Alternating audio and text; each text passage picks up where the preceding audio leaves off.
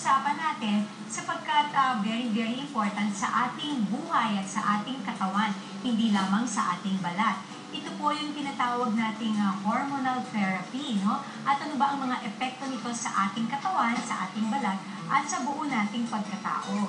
Ngayon po ay very fortunate tayo to have with us Dr. Ruby Bermudez Magpantay. Siya po isang anti-aging and longevity medicine specialist. Good day sa'yo, Dr. Ruby. Good day, Dr. Elaine. Yes. I'm glad you invited me here. Alright, so ito na, talakayin na natin. Ano?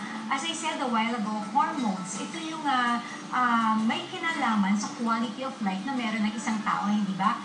Kaya minention ko kanina, yung longevity medicine, ibig sabihin nito, yung parang pagkahaba ng buhay at quality of life. Tama ba? Tama yan, Dr. Elaine. So, ang hormones natin ay may malaking impluensya sa ating katawan. Siya ang nag-uusap-usap. Ito ay chemicals na nag-uusap-usap sa loob ng ating katawan upang tayo ay magkaroon ng kaayusan. Tama. You know, when you talk about yung kaayusan, parang it maintains the equilibrium, right? Yes, that's right.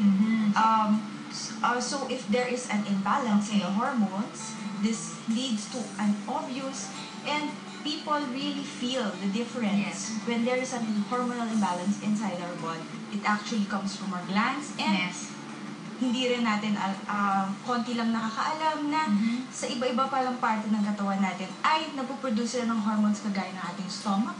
Ayun. Yes. So, sige, pag-usapan natin, ano ba yung mga common hormones na nagre-regulate din, na galing sa ating mga glands? Okay, from our brain, nandyan ang mga regulatory hormones natin.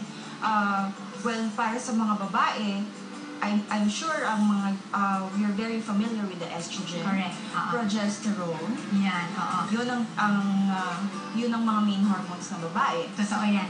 Yung hormones na ito ng mga babae, Dr. Rubino, if I may interrupt, yun yung mga hormones na pag meron tayong menstruation, yung multi-cycle, at pag nabubuntis ang isang babae, tama? Tama yan, Doktora.